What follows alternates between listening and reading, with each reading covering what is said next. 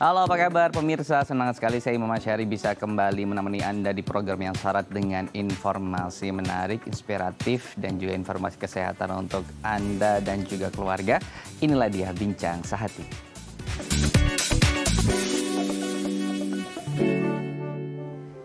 Ya pemirsa, bincang sehati, di dalam tubuh kita ini ada hati, di mana fungsi hati salah satunya adalah membantu untuk pencernaan, terus kemudian juga membantu untuk menetralisir racun dan beberapa fungsi lainnya. Tetapi kemudian kita kadang tidak aware nih dengan hati kita sendiri atau organ hati kita. Nah, ada yang namanya siriosis hati. Kita tahu siriosis ini adalah di mana jaringan hati kemudian diganti dengan jaringan parut yang rusak secara permanen, sehingga kemudian fungsi hati tidak bisa berjalan dengan baik dan pastinya nanti akan memberikan dampak terhadap tubuh kita. Nah, inilah akan menjadi tema pembahasan kita hari ini. Apa sih kemudian siriosis hati ini, penyebabnya apa, dan bagaimana cara penanganannya dengan baik. Tapi sebelum kita masuk ke tema tersebut, kita akan masuk ke mitos dan fakta seputar bagaimana kemudian menangani patah hati. Nah, kalau tadi kita bicara soal fungsi hati, dan ini adalah fungsi perasaan.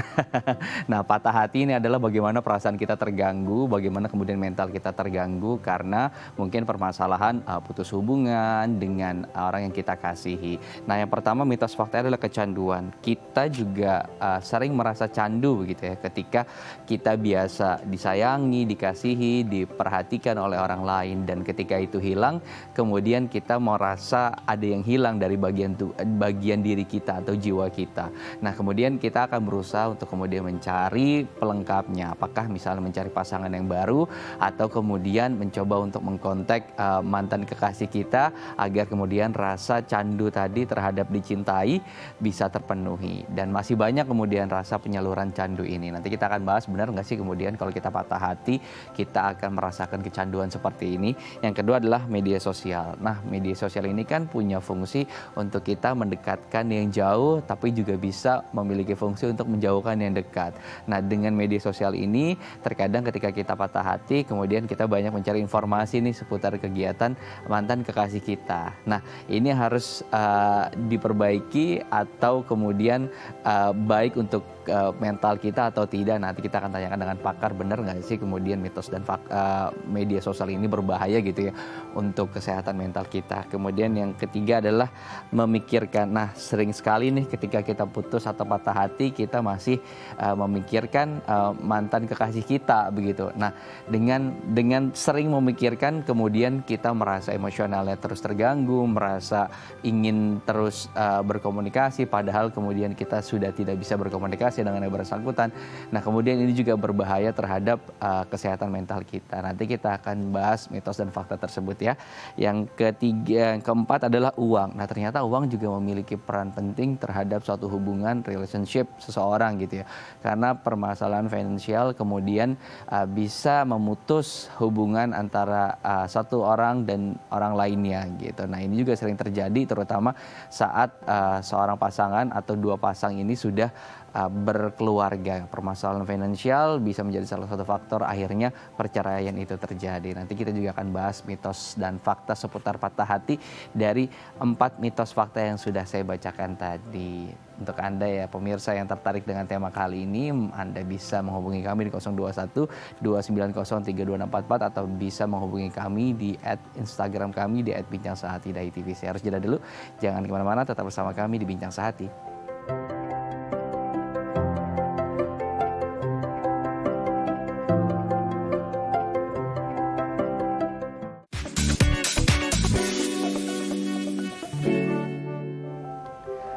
Ya, terima kasih Anda masih bersama kami di Bincang Sehati. Di segmen sebelumnya saya sudah membacakan beberapa mitos fakta seputar patah hati. Apa yang sering kita rasakan saat menghadapi patah hati. Nah, kita akan membahasnya di segmen ini dengan pakar. Sudah bersama saya Mbak Jessica Miranda selaku psikolog yang akan membantu kita untuk menjelaskan benar tidak sih mitos fakta yang tadi itu terjadi dalam kehidupan kita. Saya akan sapa, selamat pagi Mbak Jessica, apa kabar? Baik, selamat pagi juga.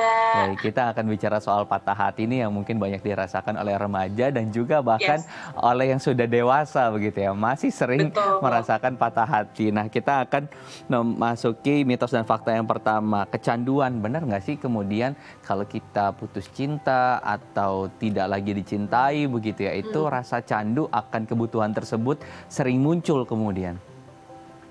Betul gitu ya, karena perlu diketahui gitu ya, ketika kita membangun hubungan romantis gitu ya, dan itu kan personal banget ya, dari frekuensinya, dari berapa lamanya membangun, terus juga kenangan-kenangan yang dibuat seperti itu ya.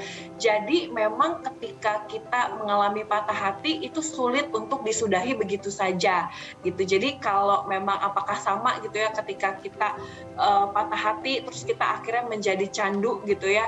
Nah, itu betul banget sih gitu. Karena ketika memang bahkan ada salah satu studi gitu ya, MRI otak fungsional menunjukkan bahwa putus dari hubungan cinta romantis itu mengaktifkan salah satu mekanisme di otak yang membuat kita tuh jadi memikirkan mantan gitu ya, terus Hmm, mengingat-ingat mengingat-ingat akan kenangan yang sudah kita buat, dan seringkali itu membuat kita gitu ya terjebak dalam hmm, nostalgia hmm. seperti Oke, itu. terjebak dalam nostalgia kayak judul film ya. Betul. Iya. Oke. Tapi sebetulnya ada nggak sih cara sehat secara mental, secara psikolog gitu ya yang Mhm, bisa kita terapkan untuk mhm, kemudian menghilangkan rasa candu ini, Mbak Jessica? mhm. Nah, jadi untuk pertama kali gitu ya, ketika kita patah hati gitu ya, salah satu tipsnya adalah kita menerima bahwa kita tuh sedih gitu.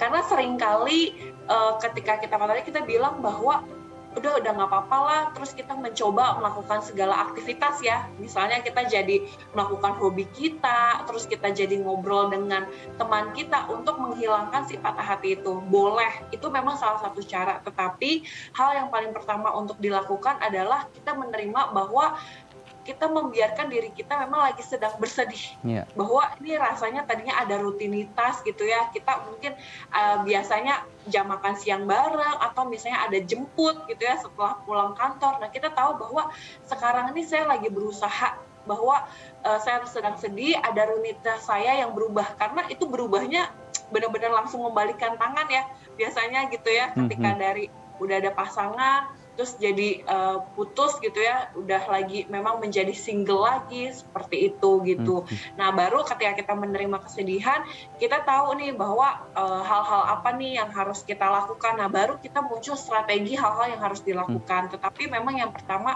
kita menerima dulu sih bahwa mhm. memang diri kita lagi bersedih gitu. Jadi kalau mau nangis gitu ya, nggak apa-apa, kita persilahkan aja gitu, nggak apa-apa gitu. Memang itu salah satu proses yang wajar Oke. seperti itu, karena ada perasaan ya. Itu tahap awalnya, realize dulu ya, kita sadar dulu bahwa memang kita sudah harus bersedih karena hal tersebut dan kemudian baru mengatur strategi tadi. Terkadang Betul, orang kan punya strateginya berbeda begitu ya, dengan misalnya menghapus betul. foto, terus kemudian juga Yes, menyimpan barang-barang yang sudah pernah diberikan atau barang-barang yang relate gitu ya dengan pasangan tersebut sehingga betul, kemudian tidak memunculkan koneksi kembali tentang romansa-romansa yang sudah pernah dijalani sebelumnya. Nah, ini relate betul. juga nih dengan mitos fakta yang kedua, media sosial gitu. Benar nggak sih Hmm, kemudian dengan media sosial ini perasaan patah hati kita begitu ya, sakitnya hmm, patah hati ini kemudian bisa sering muncul dengan adanya media sosial tadi. Tidak sengaja misal begitu melihat feed yang ketika itu muncul gitu ya, foto mantan kekasih. Benar nggak sih kemudian media sosial itu punya peran banyak gitu untuk memunculkan perasaan-perasaan patah hati tersebut? iya betul ya, karena bahkan memang ada salah satu penelitian gitu ya mengatakan bahwa media sosial itu malah bikin kita jadi rasanya lebih sakit gitu ya. Jadi sakit akibat putus cinta itu, dan makin bikin kita untuk susah move on gitu. Karena tadi betul banget seperti yang dikatakan gitu ya, bahwa itu membuat kita ketika kita lihat story kita, contoh deh ya, saya kasih contoh hal simple gitu ya. Ketika kita putus gitu ya dengan pasangan kita, lalu kita lihat di media sosial, oh dia nih lagi jalan gitu ya sama perempuan gitu ya. Nah, terus kita kan lihat tuh di story, kita langsung bilang, kok dia cepet banget ya dapet PDKT yang baru gitu ya. Terus apa jangan-jangan dia ini sudah punya pacar baru Nah, jadi kenapa saya bilang itu bisa berdampak dan membuat kita semakin susah move on? Karena kalau dulu ketika kita waktu pacaran, kita bisa langsung konfirmasi gitu ya. Kita langsung bisa konfirmasi, kita langsung bisa tanyakan, oh lagi apa, lagi sama siapa, misalnya seperti itu. Nah, kalau sekarang ketika kita lihat media sosial, nggak usah dari feed, misalnya dari story aja yang langsung kejadian saat itu, kita langsung multi interpretasi, ya kan? Kita langsung asumsinya banyak dan kemana-mana, karena apalagi perasaan kita belum pulih gitu ya. Kita masih memikirkan dia, lagi masih kayak memikirkan dan mengenang segala kenangan. Nah, kita lihat media sosial, kok kayak dia udah asik banget ya sama teman-temannya. Apa dia nggak sedih ya putus dari saya ya, misalnya seperti itu. Nah, itu sih dampak dari media sosial. Oke, jadi kita menginterpretasikan atau menerjemahkan dari apa yang kita lihat tanpa bisa mengkonfirmasi langsung. Nah, ini kemudian yang menjadi rasa penasaran yang juga berpengaruh gitu ya secara mental terhadap pribadi kita. Jadi sebisa mungkin bisa di-unfollow terlebih dahulu sampai periode tertentu begitu ya.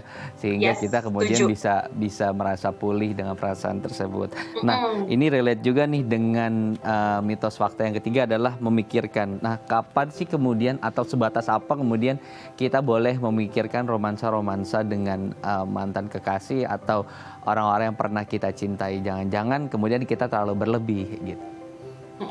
Sebetulnya sih kalau kita memikirkan, saya yakin ya gitu ya, bahwa itu pasti tidak bisa dilupakan. Bahkan mungkin ketika kita punya mantan kekasih, terus misalnya kita sudah menikah, pasti kita kalau kita suruh ingat lagi kenangan pasti bisa. Cuman memang bagaimana respon kita dan pilihan kita sebagai orang dewasa, kita mau ingat atau enggak gitu ya. Karena kan bukan kayak anak-anak saya remaja gitu ya, yang memang terjebak gitu ya. Tapi kalau kita kan sudah bisa punya keputusan, apalagi saya bisa bilang bahwa when we aware we have choice gitu. Ketika kita aware bahwa kita sadar bahwa itu tuh masa yang memang indah banget buat kita, ketika kita sadar bahwa makanya kita bisa punya pilihan bahwa ini aku ingat gak ya ketika kita misalnya punya pasangan yang baru atau kita sudah punya aktivitas.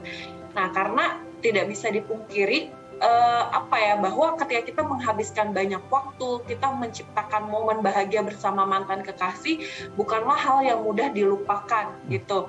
Namun ketika kita, apalagi kalau tadi Mas bilang banyak gitu ya, banyak kan artinya secara frekuensi gitu ya, ketika kita 24 jam mungkin kita bisa list nih kira-kira berapa lama waktu yang kita habis untuk memikirkan dia. Kadang kita ada di sini secara physically, tapi kan pikiran kita bisa aja terus memikirkan mantan kita.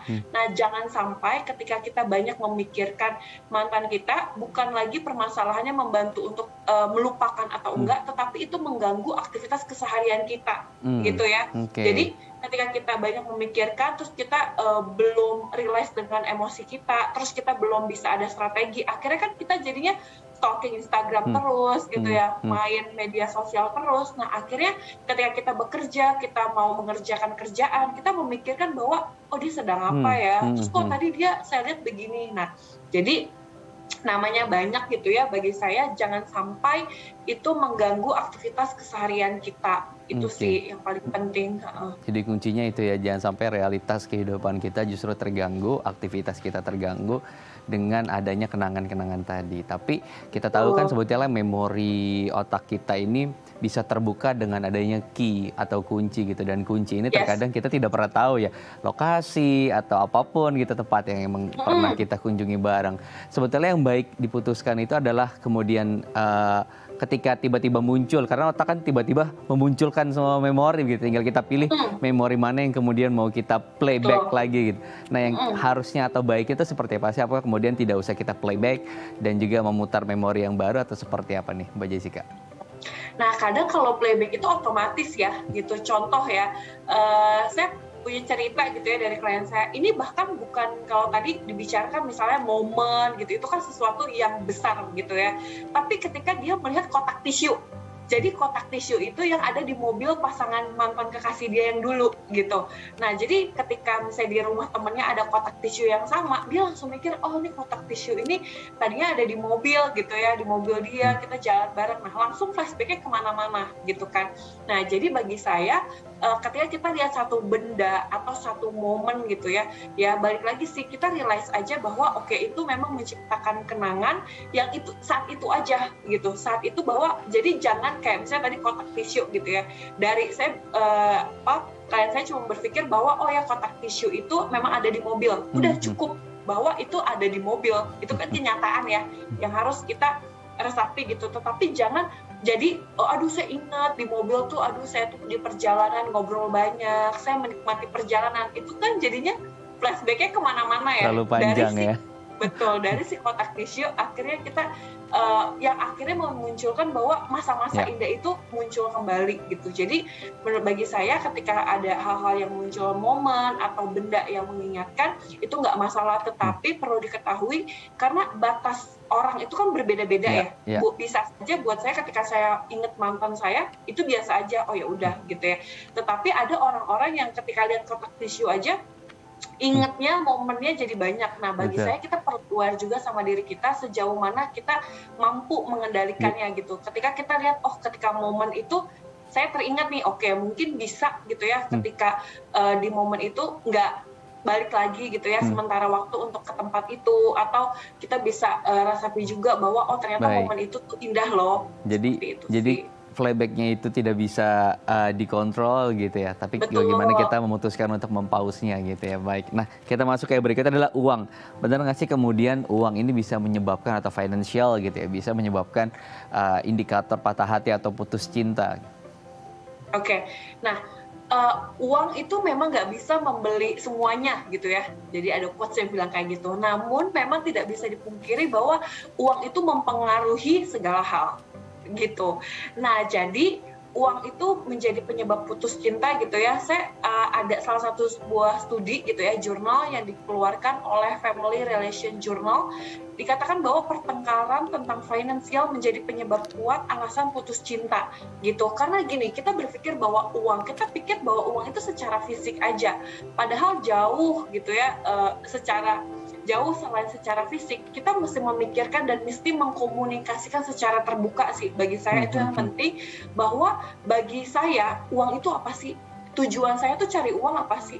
Pasti kalau kita tanya ya, kita survei misalnya ke 5 orang, pasti beda deh. Coba kalau misalnya dengan uang, apa sih satu kata pop up yang muncul gitu? Apa sih arti uang? Nah itu berbeda. Nah bisa saja jika arti uang itu berbeda dan perbedaannya terlalu jauh, nah itu menjadi penyebab konflik. Apalagi uang itu menjadi hal-hal yang sensitif ya sebetulnya ya, kayak gitu. Nah jadi ini salah satu survei yang terakhir gitu yang saya mau kasih, bahwa dibilang bahwa hasil survei itu menunjukkan bahwa perbedaan pendapat mengenai uang gitu ya, itu salah satu menjadi pemicu utama berakhirnya suatu hubungan gitu sih. Jadi bagi saya uang itu penting banget untuk kita komunikasikan secara terbuka dan transparan, apalagi memang jika kita itu mau ke jenjang yang misalnya pernikahan dan sebagainya seperti jadi itu harus sih. lebih Jadi transparan gitu ya, karena setiap orang punya cara pandang yang berbeda. Baik, Mbak Jessica, terima kasih sudah berbagi inspirasi pagi ini di Bincang Sehati. Semoga bermanfaat untuk pemirsa Bincang Sehati. Terima kasih Mbak Jessica.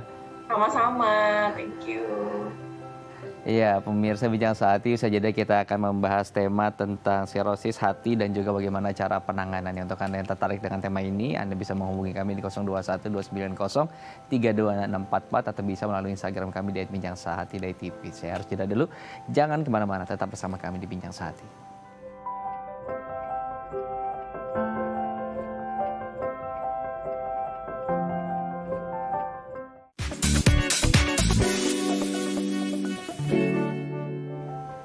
Terima kasih Anda masih bersama kami di Bincang Sehati. Di segmen kali ini kita akan membahas tentang sirosis hati. Kita akan banyak bicara nih apa sih kemudian gejalanya, bagaimana penanganannya.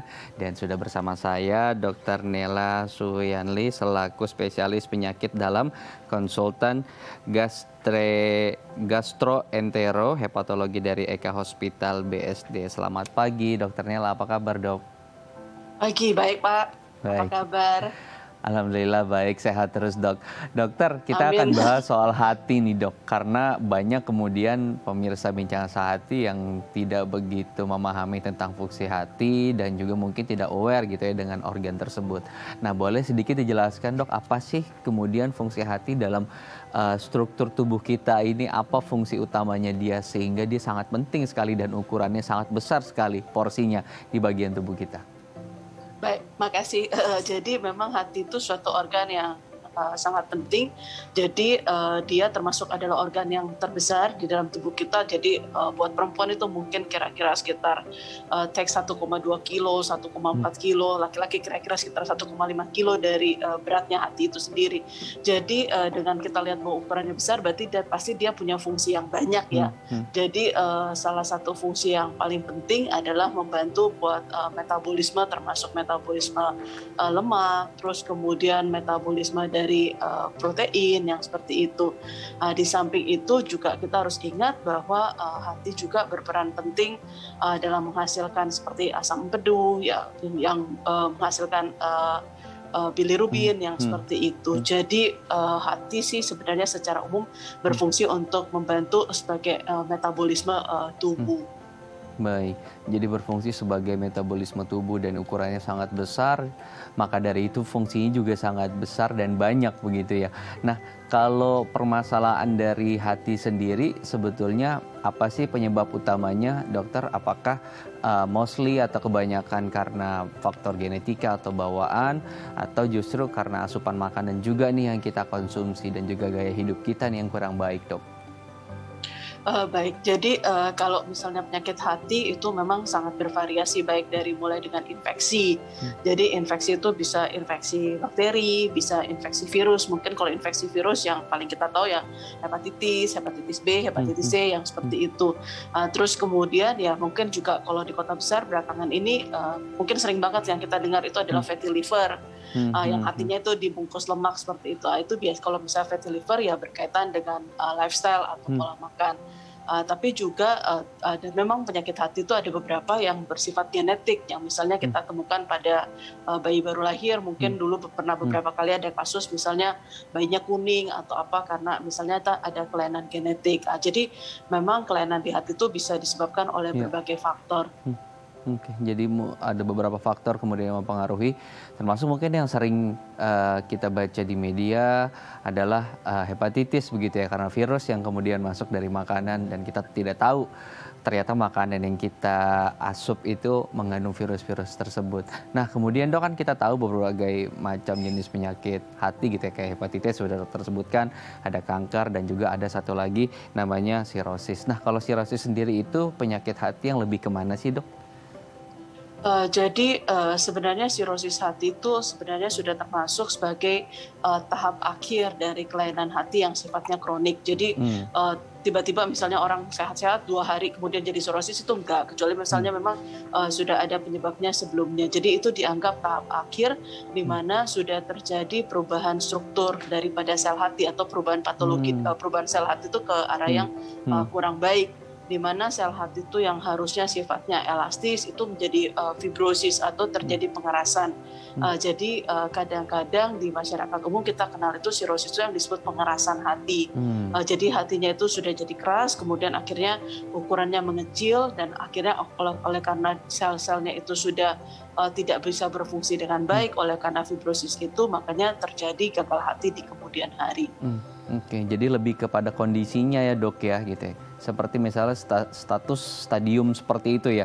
Kalau sirosis ini masuk stadium berapa dok sebetulnya kalau bisa dianalogikan gitu atau dibandingkan?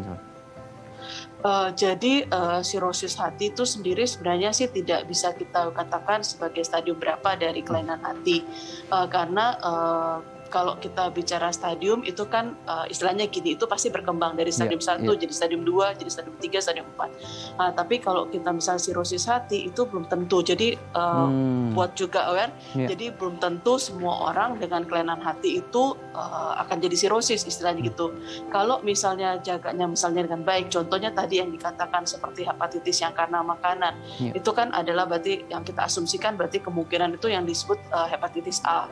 Nah, kalau misalnya atau yang kita kenal di masyarakat itu kita sebutnya sakit kuning. Jadi yang kita lihat orang badannya kuning yang seperti itu. Kalau hepatitis A sebagai penyebabnya, itu bisa sembuh. Jadi itu maksudnya itu bisa sembuh sempurna. Jadi tidak ada bekas di sel hatinya. Tapi kalau misalnya ternyata penyebabnya itu adalah hepatitis virus kayak seperti hepatitis B atau bahkan hepatitis C, yang mana di mana sifat terutama hepatitis B, di mana terutama virusnya itu tidak bisa 100% kita hilangkan dari tubuh kita dengan obat-obatan hingga saat ini, maka potensi untuk berkembang menjadi sirosis hati di kemudian hari itu akan jauh lebih besar. Oke, jadi dalam kondisi tadi ya beberapa kasus seperti hepatitis B justru kemudian jika tidak ditangani dengan baik berbahaya dan juga bisa memunculkan tadi sirosis tadi. Tapi bisa nggak sih kita melakukan semacam deteksi dini atau ada indikasi-indikasi gejala-gejala yang muncul bahwa kita akan atau mengalami permasalahan hati yang kemudian jika kita tidak tangani dengan baik secara cepat bisa kemudian menyebabkan sirosis ini, dok? Iya, jadi memang kan kalau kita bicarakan ini adalah asumsi kan bahwa sebelumnya itu orang itu sehat, sepenuhnya sehat, makanya selalu dianjurkan untuk melakukan medical check up setiap 6 bulan, 1 tahun sekali. Di parameter medical check up itu selalu dimasukkan itu adalah fungsi hati, jadi fungsi hatinya harus dicek apakah itu ada virus apa enggak, pasiennya itu sudah punya antibodi terhadap virus apa enggak, seperti itu. Tapi pada saat misalnya pasien itu sudah menderita hepatitis B atau hepatitis C, maka pemeriksaan berkala itu atau kita sebut surveillance itu tetap harus dilakukan lebih rutin. Jadi 6 bulan sekali mereka harus lakukan cek darah, harus lakukan USG, terus kemudian ada pemeriksaan yang mungkin kita sebut namanya itu adalah kayak fibroscan, itu bisa melihat apakah sel-sel hati kita itu udah mengalami fibrosis atau pengerasan atau tidak. Oke, baik. Jadi metode atau cara yang dilakukan untuk deteksinya sama seperti kita melakukan general check up, tapi kita ukur gitu ya fungsi hati kita sudah seberapa kondisinya gitu. Untuk kemudian nanti bisa diteliti lebih lanjut atau dianalisa lebih lanjut begitu ya dokter ya. Baik, menarik nih dok. Nanti kita akan sambung di segmen berikutnya dok, karena juga ada pemirsa yang ingin bertanya langsung via telepon ataupun via Instagram kepada dokter. Saya harus jeda dulu ya dokter ya. Untuk Anda pemirsa yang ingin bertanya melalui via telepon bisa menghubungi kami di 021 290 32644 atau bisa melalui Instagram kami di @bincang-sehati.tv. Saya harus jeda dulu, jangan kemana-mana, tetap bersama kami di Bincang Sehati.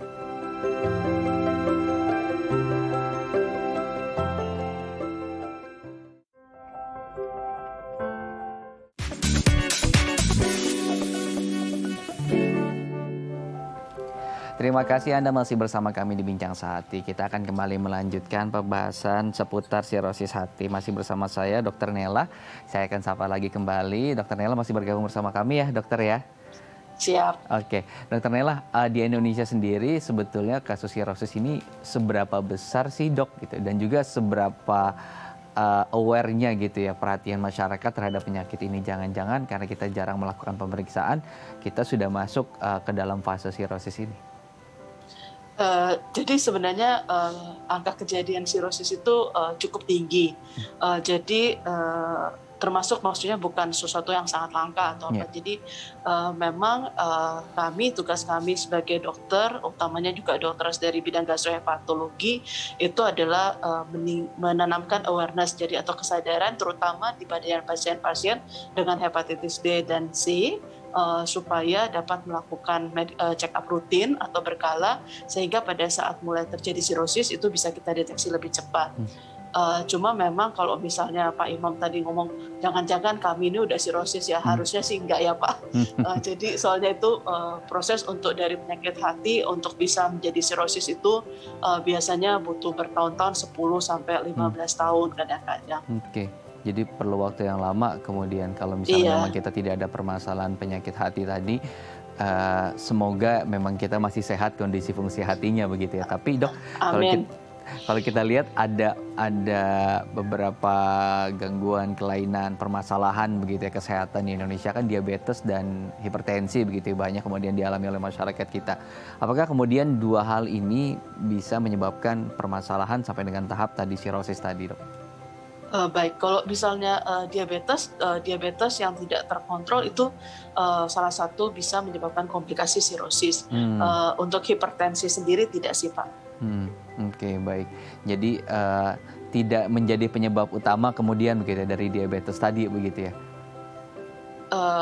Tidak. Jadi tetap untuk penyebab utama dari sirosis itu adalah hepatitis sampai saat ini. Baik, saya akan bantu bacakan nih dokter dari beberapa pemirsa yang sudah menanyakan via DM Instagram kami. Saya akan bantu bacakan dari @Arieta. Tante saya meninggal nih dok karena sirosis hati. Kemudian dirawat di rumah, katanya penyakit tersebut sangat menular gitu. Apa yang harus kemudian dilakukan oleh keluarga? Apakah harus melakukan disinfektan ruangan atau ada hal lain yang harus dilakukan? Dan benar nggak sih kemudian penyakit sirosis atau penyakit hati ini menular, dokter? Jadi sebenarnya sirosis hati sendiri itu adalah tidak menular, tapi kita harus melihat daripada penyebab. Kita harus memilah-milah, istilahnya kita harus memilah-milah penyebab dari sirosisnya. Jadi kalau penyebab dari sirosisnya itu misalnya adalah diabetes atau fatty liver, itu jelas sama sekali tidak menular. Tapi kalau penyebab daripada sirosisnya itu adalah hepatitis B atau hepatitis C, nah hepatitis B atau hepatitis C ini yang menular. Menular itu dalam pengertian disebabkan oleh virus, sehingga kalau misalnya kita tertular virusnya, maka itu bisa menimbulkan hepatitis B atau hepatitis C ke badan orang lain. Cuma apakah di badan orang lain itu kemudian hari menjadi sirosis apa tidak, itu juga tergantung dari misalnya orang itu lebih cepat deteksinya, selalu istilahnya kontrol untuk lihat kondisinya seperti itu. Mengenai desinfektan, kalau kita lihat bahwa fisiologi daripada hepatitis B dan C itu penularannya itu adalah lewat darah. Jadi bukan lewat udara seperti sekarang kita ini sampai harus pakai masker seperti saya ini sekarang di rumah sakit. Jadi penularannya itu adalah lewat darah. Jadi harus ada kontak darah atau cairan tubuh dan dari situ baru bisa terjadi penularan. Jadi nggak perlu misalnya pada saat mohon maaf tante ibu itu di situ terus ruangannya harus disemprot-semprot atau apa, ya itu istilahnya tidak akan mengurangi penularan. Cuma memang pada saat tahap akhir dari penderita sirosis kadang-kadang itu bisa mohon maaf muntah darah, buang air besar darah yang seperti itu. Pada saat membersihkan itu harus dipastikan bahwa orang yang membersihkan itu pakai sarung tangan, take care baik-baik, jangan sampai ada luka atau apa yang seperti itu. Oke, jadi kemudian tidak perlu langsung melakukan sterilisasi, disinfektan semua ruangan gitu, karena cara penularannya tadi sudah dijelaskan oleh Dr. Nela secara detail gitu, bagaimana penanganan saat si jenazah tersebut begitu ya, atau mayat tersebut, bagaimana cara penanganannya, kemudian itu yang harus diperhatikan. Nah Dr. Nela, kalau sirosis hati ini kemudian apakah penyakit yang bisa disembuhkan gitu dok, atau memang penyakit jangka panjang yang kemudian akan selalu tumbuh begitu seperti kanker misalnya? Iya, jadi untuk dikatakan bahwa sirosis hati itu sembuh dalam pengertian kita bicarakan bahwa hati yang mengeras itu kembali normal, itu tidak bisa. Atau istilahnya fibrosis hati itu kembali sepenuhnya normal, itu tidak bisa. Tapi kita bisa membedakan pada saat seseorang itu terjadi sirosis itu ada dua fase utama. Yang satu kita sebut compensated atau sirosis hati dekompensata. Jadi sirosis hati kompensata. Pada saat sirosis hati kompensata itu kondisinya itu masih relatif stabil, terus kemudian faktor resikonya untuk terjadi keluhan-keluhan yang berat itu biasanya lebih jarang. Tapi memang sirosis hati compensated ini bisa berkembang menjadi yang kita sebut sirosis hati yang decompensated atau yang dekompensata, di mana memang kondisinya itu sudah mulai terjadi perburukan. Jadi memang tujuan kita untuk menjaga pengobatan sirosis hati, yang pertama itu kalau misalnya memang penyebabnya itu adalah virus, kita usahakan untuk jumlah virusnya itu semakin berkurang, sehingga virus yang bisa menyebabkan kerusakan hati itu tidak bisa bekerja secara maksimal. Jadi menjaga supaya fase sirosis hati itu tetap istilahnya kompensata atau tetap sirosis hati itu tetap bisa terkompensated di tubuh, itu sebenarnya tugas utamanya. Terus kemudian kalau misalnya penyebabnya itu seperti fatty liver atau kita sebut perombakan hati, atau penyebabnya itu adalah diabetes, kita harus mengontrol faktor-faktor resikonya ini. Jadi diabetesnya harus bisa kita usahakan selalu stabil gulanya fatty liver atau kolesterol pasien kita anjurkan supaya harus dikontrol lebih baik, yang seperti itu. Oke, baik. Untuk kemudian ketika kita terpapar misal begitu ya hepatitis B, apa secara langsung gitu atau bisa didiagnosa kita akan kemudian mengalami sirosis tadi, Dok? Tidak, jadi itu tergantung pada saat fase hepatitis B-nya sendiri itu terkontrol apa enggak. Misalnya pada saat pasiennya itu rajin ya kontrol, terus kemudian kita bisa selalu memantau kondisi virusnya, kita selalu berusaha bisa menekan jumlah virusnya. Nah, diharapkan untuk berkembang ke sirosis hati butuh waktu yang sangat lama. Jadi tidak selalu sampai itu. Jadi penanganan awalnya, kemudian cara kita kontrol di awalnya itu harus betul-betul diperhatikan begitu ya, jangan sampai lalai dan harus benar-benar mengikuti anjuran dan arahan dari dokter spesialis masing-masing begitu ya dokter ya. Dok, Iya. kalau kita sudah mengalami sirosis ini, kemudian fungsi hati kita menurun gitu, apa sih kemudian permasalahan-permasalahan yang akan muncul begitu ya di dalam tubuh kita gitu?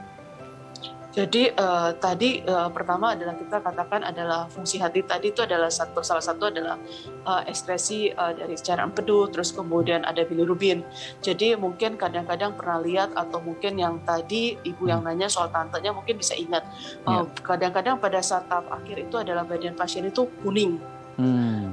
Jadi kuning, terus kemudian yang kedua biasanya juga mohon maaf perutnya membesar, kakinya membesar.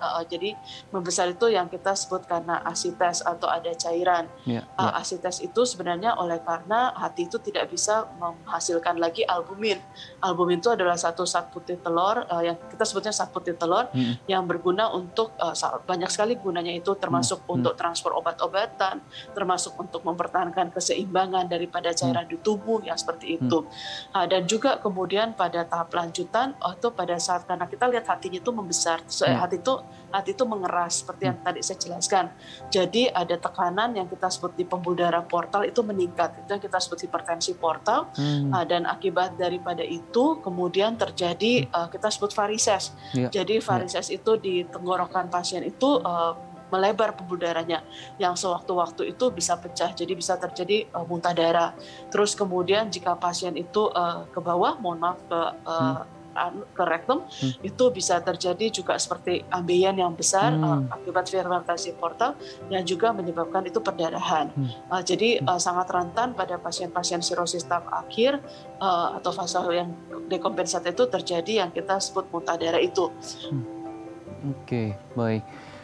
Dok, kalau kita lihat kan sebetulnya baik. Dokter, kalau kita lihat kan sebetulnya kekhawatiran terhadap virus tadi hepatitis B dan juga hepatitis C ini kan besar ya, dan ini kalau misalnya tidak ditangani secara baik juga berpengaruh terhadap sirosis tadi. Dan kita juga terkadang sebagai manusia terkadang lalai begitu ya dengan ketika memiliki penyakit tersebut. Sebetulnya ada nggak sih sebetulnya vaksin atau cara-cara untuk mencegah agar kita tidak terpapar virus-virus tadi? Ini kan sebagai bentuk pencegahan begitu ya, jangan sampai kemudian masuk ke fase sirosis hati tadi, Dok. Ya, jadi untuk sampai sekarang itu ada vaksin hepatitis A ada, vaksin hepatitis B ada, terus kemudian dan itu termasuk vaksin hepatitis B itu termasuk program vaksinasi nasional, jadi dari anak sudah diberikan. Terus kemudian memang untuk hepatitis C sampai sekarang itu adalah vaksinnya belum ada. Tapi puji Tuhan kalau misal untuk hepatitis C obat-obat belakangan ini sangat maju dan cukup tinggi keberhasilannya untuk menekan jumlah virus hepatitis C. Jadi sebenarnya kalau misalnya kena hepatitis B atau hepatitis C, jangan panik, cari pertolongan segera supaya itu bisa ditangani. Jangan langsung berpikir, oh ini pasti sirosis, ini pasti kenapa enggak. Yang penting bisa terkontrol dengan baik. Yang penting bisa terkontrol dengan baik, dan fungsi vaksin saat masih usia 0 sampai dengan 1 tahun itu sebisa mungkin diikuti gitu ya, sesuai dengan anjuran, karena tadi besar sekali fungsinya gitu, manfaatnya untuk kehidupan kita, terutama untuk mencegah kita dari paparan virus tadi.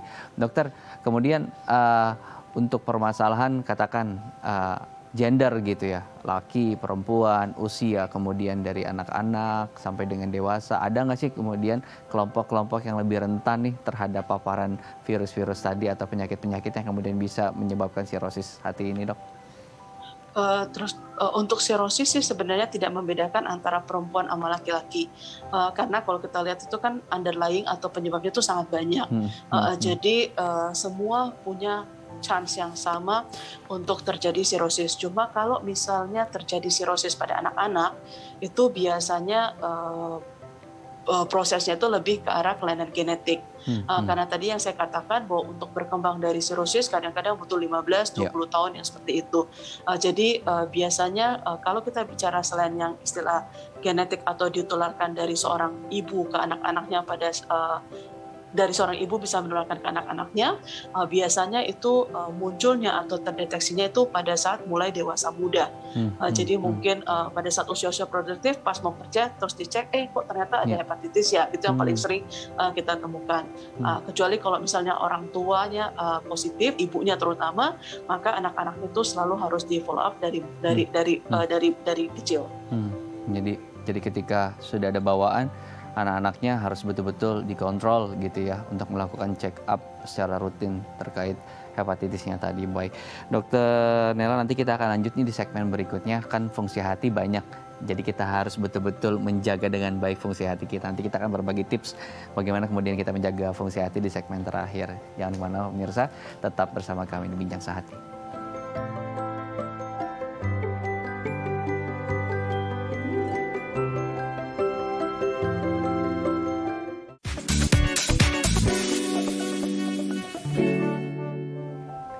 Terima kasih Anda masih bersama kami di Bincang Sehati. Kita akan kembali melanjutkan perbincangan dengan Dr. Nela di segmen terakhir ini. Kita akan membagikan tips nih dok seputar bagaimana menjaga kesehatan hati tadi. Yang pertama ada vaksinasi. Seberapa penting kemudian kita melakukan vaksin sebagai upaya untuk menjaga kesehatan fungsi hati kita dok? 100% penting. Jadi sangat penting. Okay.